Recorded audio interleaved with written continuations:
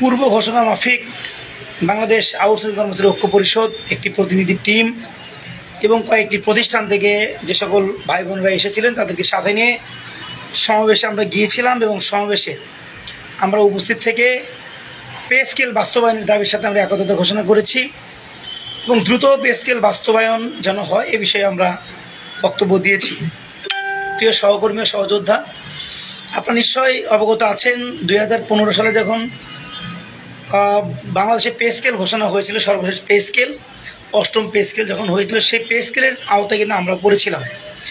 স্বাভাবিকভাবে আমরা মনে করি যে যেহেতু আমরা রাষ্ট্রায়ত্ত প্রতিষ্ঠানগুলোতে চাকরি করি, রাষ্ট্রের যে কোনো ফ্যাসিলিটিস সরকার যখন ঘোষণা করবে সেখানে যেন আমরা তার অন্তর্ভুক্ত থাকি বা অন্তর্ভুক্ত হই, সেই ফ্যাসিলিটিসের মধ্যে আমরা থাকি, এই বিষয়গুলো নিশ্চিত করা, এগুলো আমরা আমাদের দাবি বা এগুলো আমাদের প্রত্যাশা। সেই জায়গা থেকে আমরা যেহেতু অতীতেও এই পে স্কেলের আন্ডারে আমরা পড়েছিলাম বা এই পে স্কেলের আওতায় পড়েছিলাম, তো আমরা মনে করি যে পে স্কেল যদি দ্রুত বাস্তবায়ন হয়, এই পে স্কেলের যে সকল সুযোগ সুবিধা, সে সকল সুযোগ সুবিধা বাংলাদেশের এই 6 থেকে 7 লক্ষ যে আউটসোর্সিং ডেইলি বেসিক এবং প্রকল্পভিত্তিক ভাই বোনেরা আছেন আপনাদের সবার উপরেই বর্তাবে।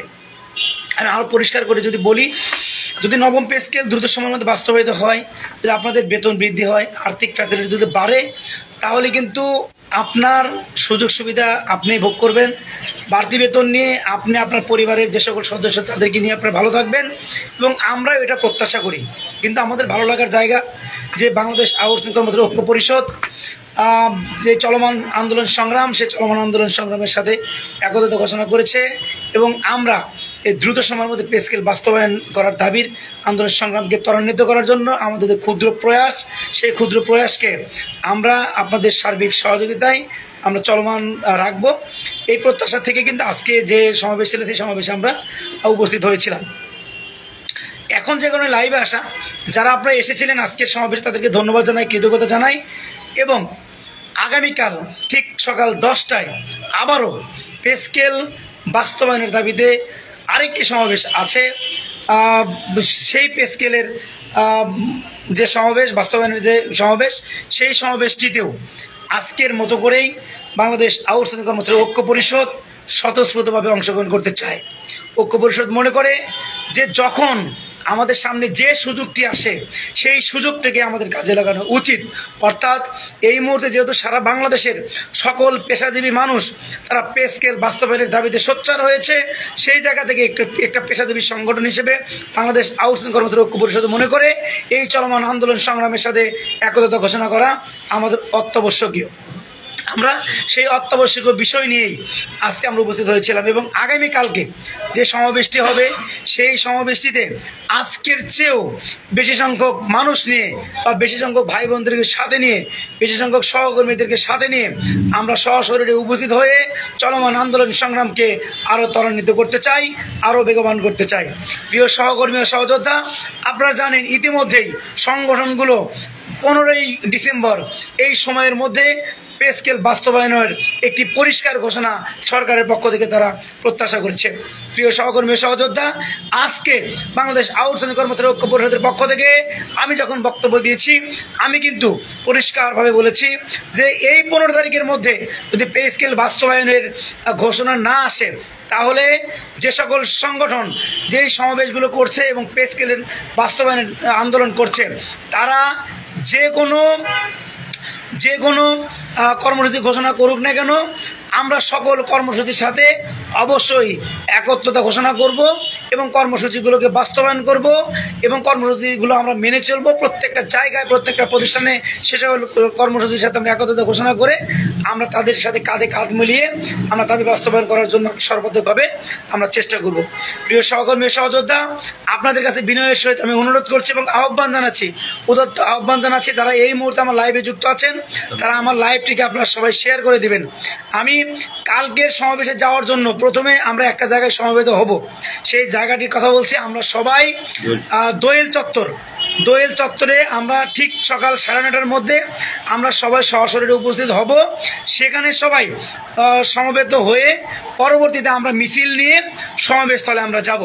অতএব যারা স্পেশালি ঢাকার মধ্যে আছেন তাদেরকে বেশি অনুরোধ করব যে আপনারা অবশ্যই দায়িত্বশীলতার জায়গা থেকে আমাদের আহ্বানে সাড়া দিয়ে ঠিক সকাল 9:30টার মধ্যে আপনার দোয়েল চত্বরে সরাসরি আপনারা উপস্থিত হবেন। আপনাদেরকে সাথে নিয়ে এই পে স্কেল বাস্তবায়নের দাবিতে চলমান আন্দোলন সংগ্রাম এবং আগামীকালকে যে সমাবেশ, সেই সমাবেশটিকে ইনশাআল্লাহ আমরা সফল করব। প্রিয় সহকর্মী সহযোদ্ধা, আপনাদেরকে একটা কথা পরিষ্কার করে বলতে চাই, যে সকল সংগঠন এই পে স্কেল বাস্তবায়নের দাবিতে আন্দোলন সংগ্রাম করছে তাদের সাথে কিন্তু আমাদের দীর্ঘদিনের পথ চলা। আজকে যেরকম আমাদের হান্নান চাচা, আজকে যেরকম মাহমুদুল ভাই এই আন্দোলন সংগ্রামের নেতৃত্ব দিয়েছেন, তারা কিন্তু একটা সময় আমাদের এই ঠিকাদারি প্রথা বিলুপ্তির যে আন্দোলন সংগ্রাম, এই ঠিকাদারি প্রথা বিলুপ্ত করে আমাদের সহযোগ প্রতিষ্ঠানে নিয়োগের আন্দোলন সংগ্রাম, সেই আন্দোলন সংগ্রামে কিন্তু তারা আমাদের পাশে ছিল। প্রিয় সহকর্মী সহযোদ্ধা, এই সংগঠন যখন 2020 সাল থেকে তাদের অ্যাক্টিভিটিসের মাধ্যমে আমরা যখন রাজপথে প্রথম আন্দোলন সংগ্রাম করি, আমরা যখন প্রথম মানববন্ধন করি, তখন কিন্তু এই আব্দুল হান্নান সাহেব উনি কিন্তু আমাদের পাশে দাঁড়িয়ে আমাদের সপক্ষে কিন্তু বক্তব্য দিয়েছিলেন। প্রিয় সহকর্মী সহযোদ্ধা, আমরা আজকে যেমনিভাবে তাদের পাশে আমরা দাঁড়িয়েছি, এই আন্দোলন সংগ্রামকে সফল করার জন্য পাশে দাঁড়িয়েছি, আগামী কালকে যারা আন্দোলন সংগ্রামের ঘোষণা দিয়েছেন তারাও কিন্তু আমাদের পাশে থেকে আমাদের আন্দোলন সংগ্রামকে বেগবান করার জন্য, আমাদের দাবিকে বাস্তবায়ন করার জন্য এখন পর্যন্ত কাজ করছে। প্রিয় সহকর্মী ও সহযোদ্ধা, আগামীকালকের আন্দোলন সংগ্রামে কারা আহ্বান করেছে আপনাদেরকে বলতে চাই। বদরুল আলম সবুজ ভাই, আপনারা জানেন, যিনি মানে মেইন সমন্বয় করছেন, যার সাথে আমার বারবার কথা হচ্ছে, উনি এবং আমাদের আজিম ভাই, ঢাকা মেডিকেল কলেজ হসপিটালের আজিম ভাই, ওনারাও কিন্তু আমাদের এই লড়াই সংগ্রামের একদম শুরুর থেকে 2020 সাল থেকে যখন আমরা লড়াই সংগ্রাম শুরু করেছি তখন থেকে কিন্তু এই আজিম ভাই আমাদের পাশে থেকে আমাদের দাবির প্রক্রিয়া বাস্তবায়ন করার জন্য কিন্তু বারবার আমাদেরকে সাহস জুগিয়েছেন, আমাদের পাশে থেকে আমাদের সার্বিক সহায়তা করেছেন। এবং বর্তমানে আমাদের এই বদরুল আলম ভাই, উনি কিন্তু আমাদের পাশে দাঁড়িয়ে আমাদের বিভিন্ন আন্দোলন, বদরুল আলম সবুজ ভাই, উনি কিন্তু আমাদের আন্দোলন সংগ্রামে সবসময় পাশে থেকে আমাদের আন্দোলন সংগ্রামকে বাস্তবায়ন করার জন্য, আমাদের বাস্তবায়ন করার জন্য সবসময় সোচ্চার ভূমিকা রেখেছেন। অতএব পে স্কেলের আন্দোলন শুধুমাত্র সরকারি কর্মকর্তা কর্মচারীদের আন্দোলন, এই কথাটা আমাদেরকে বলে যেতে হবে। কারণ আমরা মনে করি এবং বিশ্বাস করি 2015 সালে যেহেতু এই পে স্কেল বাস্তবায়নের সাথে সাথে আমাদের উপরেও এই সুবিধাটি বর্তিয়েছিল এবং আমরাও পে স্কেলের আন্ডারে পড়েছিলাম, আমরা পে স্কেলের সুবিধা পেয়েছিলাম। এবারও যদি পে স্কেল বাস্তবায়িত হয়, এই পে স্কেলের যে সকল সুযোগ সুবিধা থাকবে সে সকল সুযোগ সুবিধার মধ্যে আমরাও পড়ব।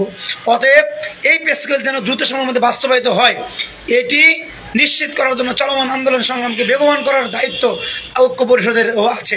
এবং পাশাপাশি যারা আপনারা আমার লাইভটি শুনছেন, বাংলাদেশের প্রত্যেকটি প্রতিষ্ঠানে যারা আউটসোর্সিং, ডেলি বেসিক এবং প্রকল্প ভিত্তিক ভাই বোনেরা আছেন, আপনাদের বিনয়ের সাথে অনুরোধ করব, আপনারা এই চলমান পে স্কেলের যে আন্দোলন সংগ্রাম, এটিকে বেগবান করার জন্য এবং সফল করার জন্য আপনারা নিজ নিজ জায়গা থেকে আপনার দায়িত্বশীলতার পরিচয় দেবেন। এবং আগামীকালকে ঠিক সকাল 9টার মধ্যে দোয়েল চত্বরে আপনারা সরাসরি উপস্থিত থাকবেন। আজকের মতো করেই আমরা আগামীকাল শনিবার সকাল 9:30 থেকে 10টার মধ্যে আমরা মিছিল নিয়ে মূল যে সমাবেশস্থল, আমরা সেই মূল সমাবেশস্থলে যাব। আমি আবারও বলছি, আগামীকাল শনিবার সকাল 9:30 মধ্যে দোয়েল চত্বরে আপনারা সবাই সশরীরে উপস্থিত থাকবেন। আমরা ঠিক সকাল 10টায় সেখান থেকে মিছিল নিয়ে আমরা ওসমানী গনি রোডে যে মূল সমাবেশটা হবে আমরা সেখানে যাব। প্রিয় সহকর্মী সহযোদ্ধা, বিভিন্নভাবে আমরা কিন্তু চেষ্টা করছি আমাদের যে ঠিকাদারি প্রথা বিলুপ্ত করার যে আন্দোলন সংগ্রাম, সেই আন্দোলন সংগ্রামটি সফল করার জন্য। ইতিমধ্যে সচিবালয়ের যে সকল নেতৃবৃন্দ আজকের সমাবেশে যারা ছিল তারা নেতৃত্ব দিয়েছে। আগামী কালকেও যারা সচিবালয়ে যারা কাজ করেন, যে সকল সরকারি কর্মকর্তা কর্মচারী, আমরা তাদের সাথে আলোচনা করেছি এবং তারাও আমাদেরকে কমিটমেন্ট করেছে যে এই ঠিকাদারি প্রথা বিলুপ্ত করার জন্য যে আমাদের আন্দোলন সংগ্রাম চলমান আছে, যে অর্থ মন্ত্রণালয় এখন পর্যন্ত আমাদের দাবিটি বাস্তবায়ন করেনি, আমাদের সংসদীয় নীতিমালা বাস্তবায়ন করে এখন পর্যন্ত প্রকাশ করেনি, এই নীতিমালা যেন আমরা দ্রুত সময়ে বাস্তবায়ন করতে পারি। ঠিকাদার বেঁধে যেন সরাসরি আমরা প্রতিষ্ঠানের মাধ্যমে নিয়োগপ্রাপ্ত হই, এই সংসদীয় নীতিমালা যেন আমরা হাতে পাই, এই বিষয়টি আমরা যেন সফলতা লাভ করতে পারি দ্রুত সময়ের মধ্যে। এই দুটি সংগঠন যারা আজকে এবং আগামীকালের সমাবেশ ডেকেছে, তারা কিন্তু আমাদেরকে বলেছে আমাদের এই দাবিটি বাস্তবায়ন করার জন্য তারা আমাদেরকে সার্বিকভাবে সহযোগিতা করবে। প্রিয় সংগ্রামী বন্ধুগণ, আমি মনে করি যে আগামীকালকার যে সমাবেশ, সেই সমাবেশটিকে সফল করার জন্য আপনারা সবাই নিজ নিজ দায়িত্বের জায়গা থেকে ঠিক সকাল 9:30 মধ্যে দোয়েল চত্বরে উপস্থিত থাকবেন। আপনাদেরকে সাথে নিয়ে আগামীকালকে আমরা অবশ্যই আমরা অবশ্যই আগামীকালের সমাবেশকে আমরা সফল করবো এবং সবচেয়ে বেশি সংখ্যক মানুষজন আমাদের আউটসোর্সিং এলএমসি এবং প্রকল্প ভিত্তিক যে সকল ভাই বোনেরা আছেন আমাদের ব্যানারে আমরা সেখানে উপস্থিত থাকতে পারি আমাদের দায়িত্বের জায়গা থেকে। প্রিয় সহকর্মী ও সহযোদ্ধা, সাথে সাথে আমি আরও কিছু বিষয় নিয়ে আলোচনা করতে চাই। আপনারা যে সকল প্রতিষ্ঠানে আপনারা চাকরিচ্যুত সংখ্যায় এখনও আছেন তাদেরকে বলবো আমাদের সাথে সার্বিক যোগাযোগ রাখবেন। আমরা আপনাদের বিষয়গুলো নিয়ে কাজ শুরু করেছি। যারা চাকরিচ্যুত হয়েছেন আমরা তাদের চাকরিতে পুনর্বহালের কাজ শুরু করেছি। যারা দীর্ঘদিন বেতন পক্ষে আছে আমরা তাদেরকে নিয়ে কাজ শুরু করেছি। অতএব আপনারা আমাদের সাথে যোগাযোগ রাখবেন। আমরা আপনাদের পাশে থেকে আমাদের যে সকল চলমান দায়িত্বগুলো এই চলমান দায়িত্বগুলো আমরা ইনশাআল্লাহ অবশ্যই পালন করব। পরিশেষে সকলকে কালকের যে গুরুত্বপূর্ণ সমাবেশ সেই সমাবেশটিকে সফল করার জন্য উদাত্ত আহ্বান জানিয়ে আমার লাইভটি এখানে শেষ করব। শেষ করার আগে আজকে এইখানে আমার লাইভের পাশে যারা উপস্থিত আছেন আমার আশা তাদের একটু নাম দেখালেই না আমি একটু দেখাতে চাই।